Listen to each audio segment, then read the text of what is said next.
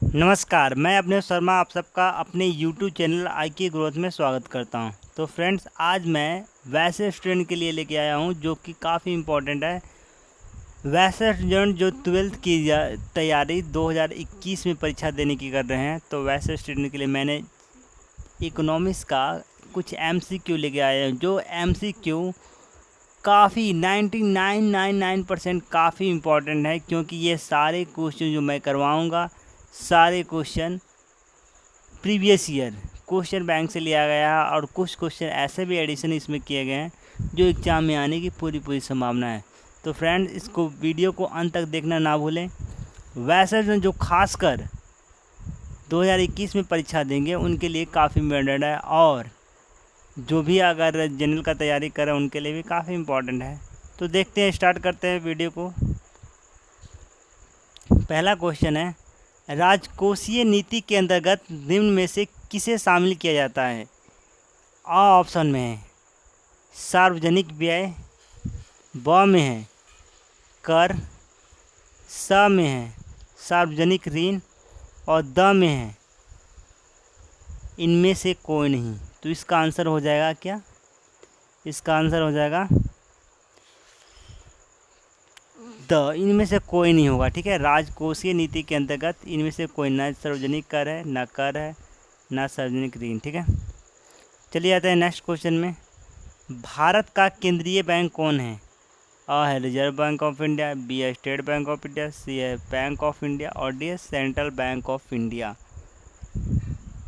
तो कौन सा आंसर होगा? इसका सही आंसर होगा और ठीक है, रिजर्व बैंक ऑफ इंडिया को भारत का केंद्रीय बैंक कहा जाता है। ठीक है, चलिए आते हैं नेक्स्ट क्वेश्चन में।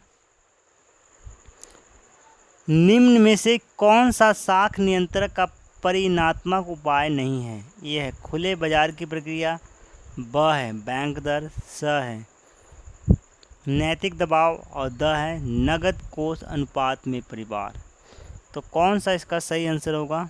तो इसका आंसर होगा स, नैतिक दबाव। ठीक है, नैतिक दबाव इसका सही आंसर हो जाएगा।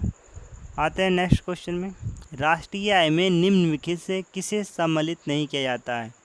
ए है वृद्धा पेंशन, वृद्धावस्था पेंशन को, ब है यानी बी है शेयर बिक्री से प्राप्त आय को, और सी में है स्मगलिंग से प्राप्त आय को, और द है इनमें से कोई नहीं।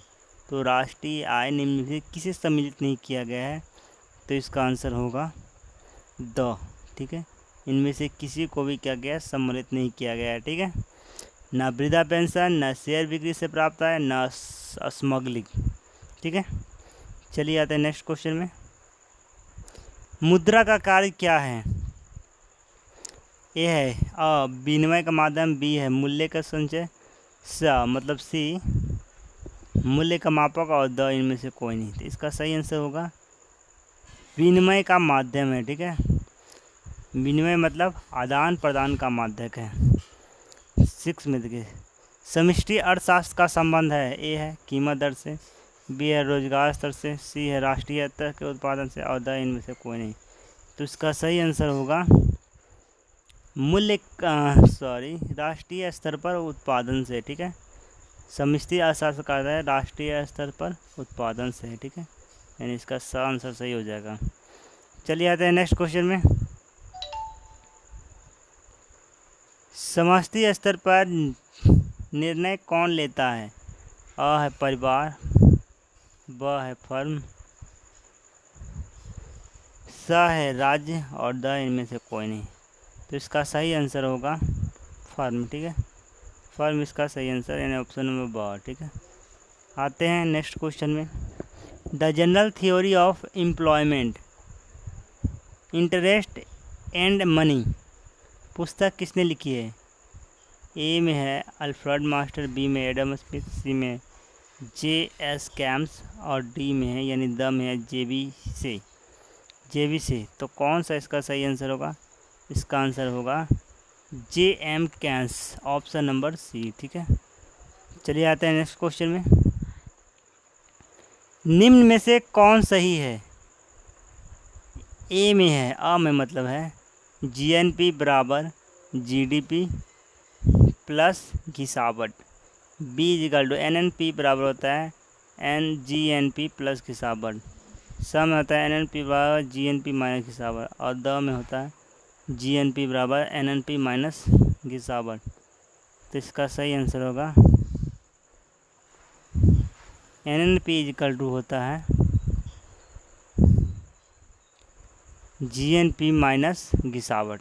ठीक है, चलिए आते हैं नेक्स्ट क्वेश्चन में। एनएनपी मतलब नेट नेशनल प्रोडक्ट और जीएनपी में ग्रॉस नेशनल प्रोडक्ट होता है, यही होता है इसका फुल फॉर्म। आते हैं नेक्स्ट क्वेश्चन। राष्ट्रीय आय की गणना निम्नलिखित किससे बचना चाहिए? राष्ट्रीय आय की गणना में निम्न में से किससे बचना चाहिए? ए में बहुल गणना से, बी में है एकल गणना, सी में दोहरी गणना, और डी में इनमें से कोई नहीं। तो इसका आंसर होगा दोहरी गणना। ठीक है, सही हो जाएगा। आते हैं नेक्स्ट क्वेश्चन।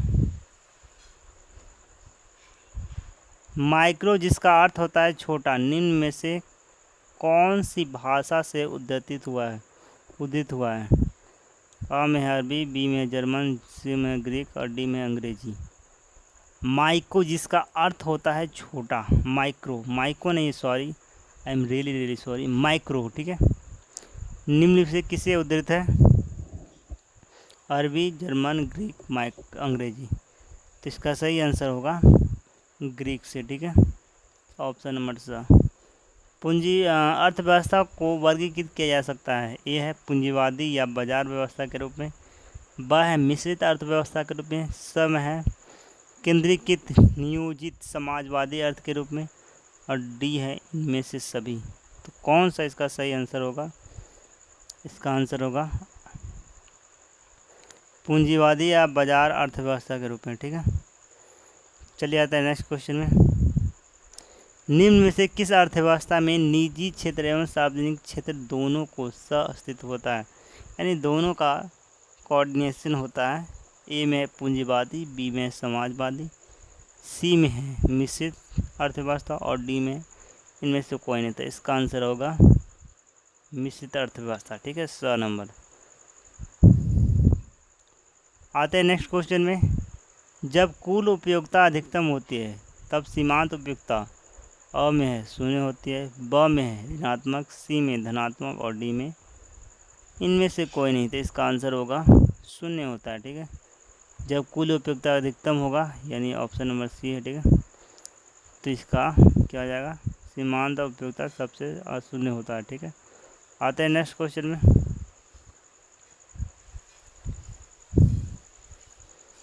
करायन मांग का नियम व्यक्त करता है। ये है वस्तु की कीमत तथा मांगी गई मात्रा के बीच के संबंध को।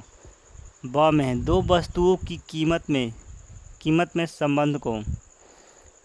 सम है उपभोक्ता की आय तथा मांगी गई मात्रा के बीच संबंध को, और डी में इनमें से कोई नहीं।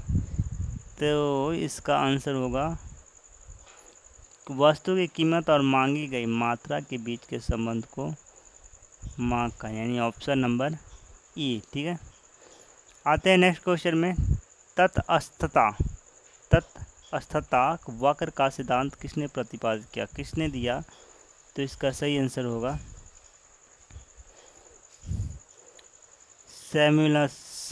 सैमुअल्सन ने। ठीक है, मार्शल, बी है गोसेन, सी है हेक्स एलन, और डी है सैमुअल्सन। तो इसका सही आंसर यही होगा। ठीक है, आते हैं नेक्स्ट क्वेश्चन में।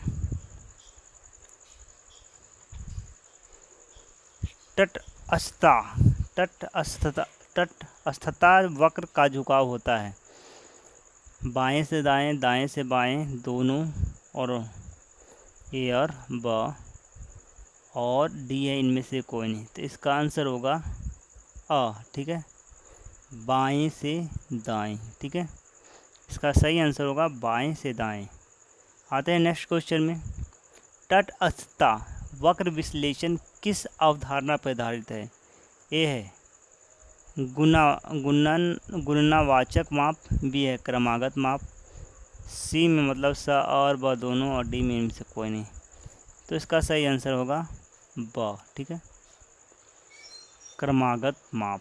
ठीक है, आते हैं नेक्स्ट क्वेश्चन में।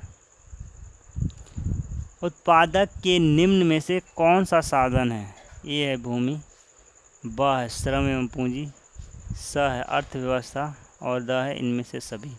तो इसका सही आंसर होगा द, इनमें से सभी हो जाएगा। ठीक है, इनमें से सही आपका आंसर हो जाएगा, यानी option number D.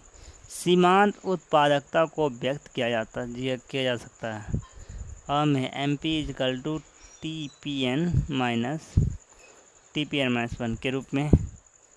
By equal M P equal होता है del TP by del N के रूप में। और सी में है ए और बी दोनों, और डी में इनमें से कोई नहीं। तो इसका सही आंसर होगा M P equal to del TP by del L के रूप में। ठीक है, चलिए आते हैं नेक्स्ट क्वेश्चन के रूप में।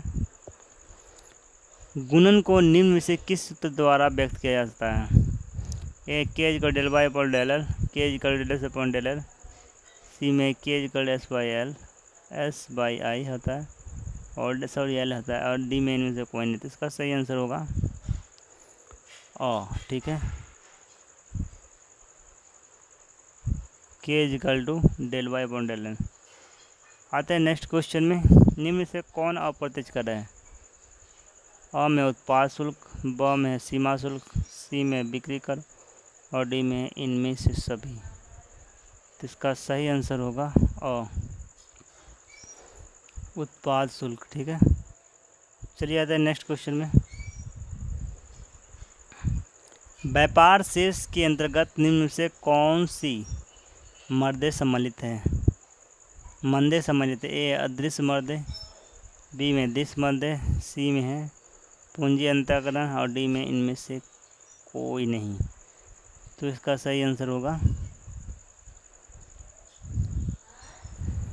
अदृश्य मर्दे। ठीक है, ऑप्शन नंबर ए आपका सी हो जाएगा। निम्न में से कौन सा व्यय एक पुल के निर्माण के दौरान उत्पन्न होता है? ए है राजस्व व्यय, बी है पूंजीगत व्यय और सी में है ए बी दोनों और डी में है इनमें से कोई नहीं। तो इसका सही आंसर होगा ए और बी दोनों, यानी ऑप्शन नंबर सी आपका सही हो जाएगा। ठीक है, चलिए आते हैं नेक्स्ट क्वेश्चन में।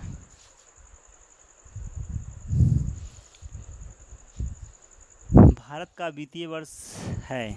ए में है 1 जनवरी या 1 जनवरी से 31 दिसंबर, बी में 1 अप्रैल से 31 मार्च, सी में 1 मई से 30 अप्रैल और डी में है 1 मार्च से 28 फरवरी। तो इसका सही आंसर होगा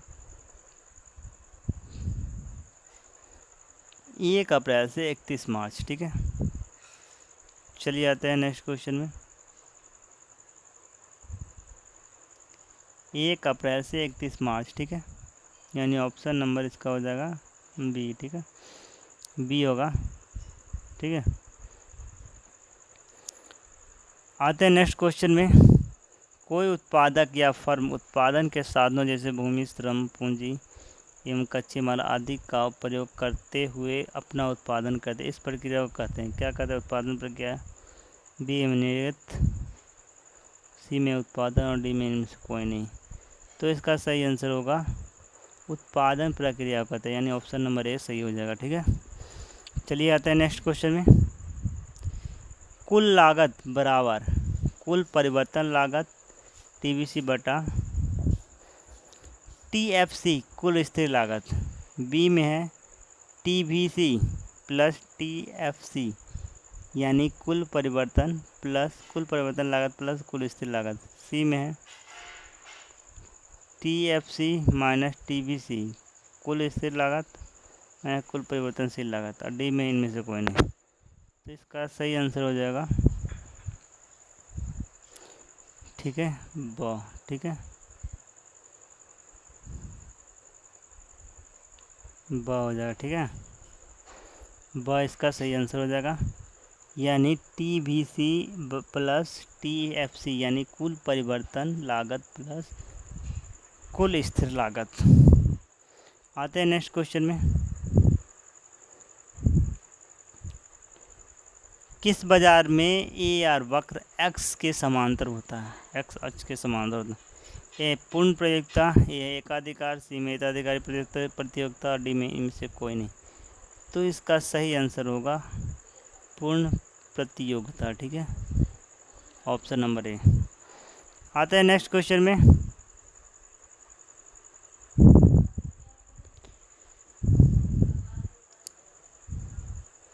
एकाधिकार की निम्न में कौन सी विशेषताएं हैं? ए में है फर्म कीमत निर्धारक होती है, बी में है एक विक्रेता किंतु कई विक्रेता, सी में कीमत माइनस विभेद की संभावना और डी में इनमें से सही। तो इसका आंसर क्या होगा? इसका आंसर होगा फर्म कीमत निर्धारक होती है, यानी ऑप्शन नंबर ए सही हो जाएगा। आते हैं नेक्स्ट क्वेश्चन में। निम्न में से किसने धारणा प्रक्रिया के समय तत्व का विचार प्रस्तुत किया? ए है रिकॉर्डो, बी है वालरस, सी है मार्शल और डी में है मेहता। तो इसका सही आंसर होगा मार्शल। ठीक है, सही आंसर का मार्शल। पूर्ति स्वयं मांग का सृजन करती है, किसका कथन है? जे एस मिल, जे एम केन्स, जे के मेहता और जे बी से। तो इसका सही आंसर होगा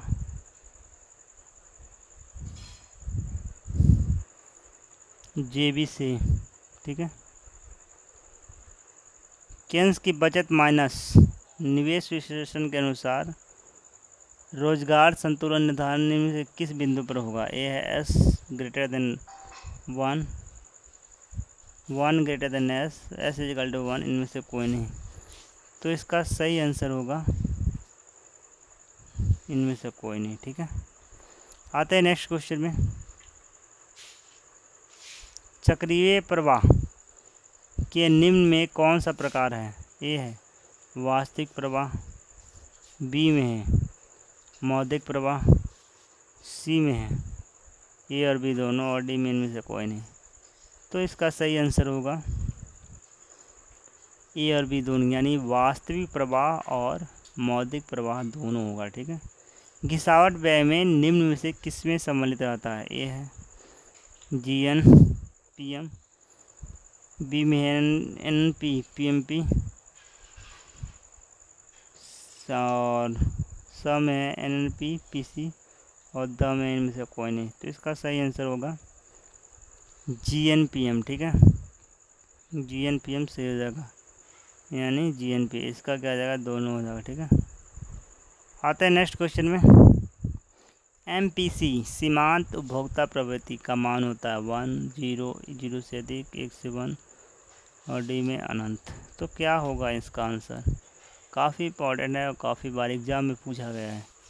आप चाहे तो क्वेश्चन बैंक उलट के देख सकते हैं, काफ़ी बार पूछा गया है क्वेश्चन। ठीक है, तो इसका सही आंसर क्या हो जाएगा?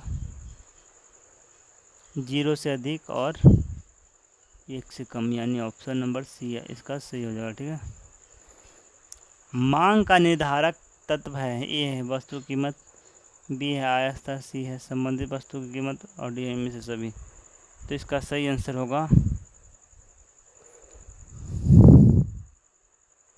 इनमें से सही। ठीक है, इनमें से सभी, यानी वस्तु की मांग, आय स्तर, संबंधित वस्तु की कीमत, ये सारा सही होगा। ठीक है, चलिए आते हैं नेक्स्ट क्वेश्चन में। मांग के लोच को मापने का सूत्र निम्न में से कौन सा है?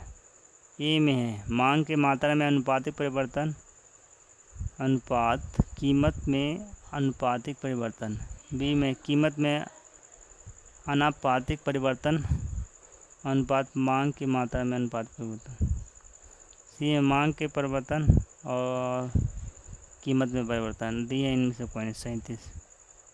तो इसका सही आंसर होगा, ठीक है, मांग में परिवर्तन, अनुपात ऑफ मांग में परिवर्तन टू द कीमत में परिवर्तन। आते हैं नेक्स्ट क्वेश्चन में। पूर्ति के नियम को निम्नलिखित में कौन सा फलन प्रदर्शित करता है? ए है S equal to F into 1/p, S equal to F into Q F Q और S equal to F into P F of P और डी में है इनमें से कोई नहीं। तो इसका सही आंसर होगा S equal to F of P. ठीक है, आते हैं नेक्स्ट क्वेश्चन में।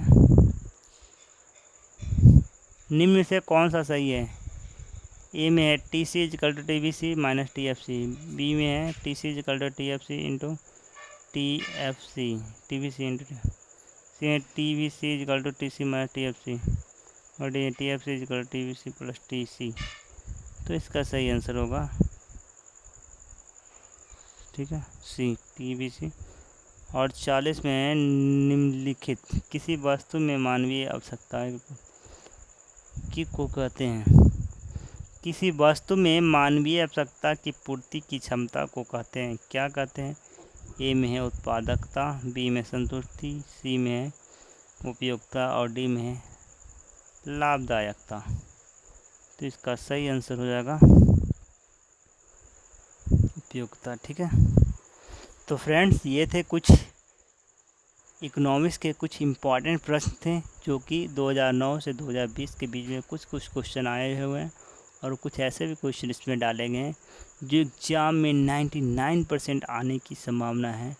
और ऑब्जेक्टिव ऐसा मार्केबल होता है, क्योंकि अगर इसमें आप 40 में 40 अगर सही बना के आए तो 40 नंबर परफेक्टली आपको मिल जाएगा। ठीक है, या 50, जो भी 50 का होता है आपको पूरा का पूरा, अगर उस आप यही आप सब्जेक्टिव में बनाएंगे पूरा का पूरा तो आपको पूरा नंबर नहीं मिलेगा। इसलिए ऑब्जेक्टिव काफ़ी इम्पॉर्टेंट मायने एग्ज़ाम में परसेंटेज को इंक्रीज करने में काफ़ी इम्पॉर्टेंट होता है।